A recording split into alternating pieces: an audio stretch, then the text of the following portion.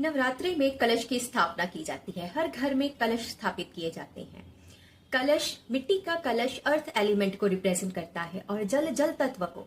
जब कलश में जल भरा जाता है, साथ ही साथ उसमें आवाहन किया जाता है सभी पवित्र नदियों और सागरों का। बिना जल के तो जीवन संभव ही नहीं है। जल जीवन का प्रतीक है।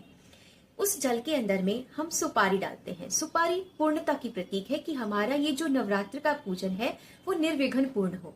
साथ ही साथ उसमें सिक्का डाला जाता है जो कि धन संपत्ति और भौतिक सुखों का भी प्रतीक है, इसीलिए हम उसमें एक सिक्का डालते हैं।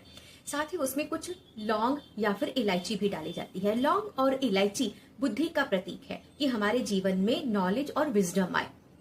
फिर उसमें कुछ सुगंधित द्रव्य या फिर पुष्प डाले जाते हैं ताकि हमारा जीवन खुशियों से महक जाए।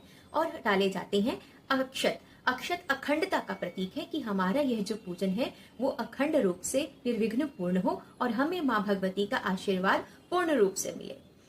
कलश जो है, जिसमें जल हम डाल के कलश की स्थापना करते हैं, वो ब्रह्मांड का ही एक स्वरूप है। हम उसमें पूरे ब्रह्मांड का आवाहन करते हैं और माँ भगवती से प्रार्थना करते हैं कि पूरे 9 दिनों तक हमारे घर में विराजमान होकर के हमें आप आशीर्वाद दीजिए।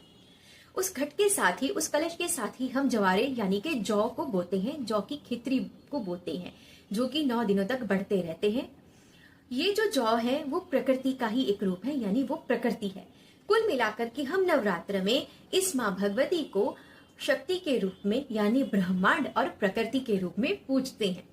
माँ भगवती का आशीर्वाद आप सभी पर बना रहे। ये नवरात्र आपके जीवन में ढेरों खुशियां और सुख समृद्धि लेके आए। आप सभी को नवरात्रि की बहुत बहुत शुभकामनाएं।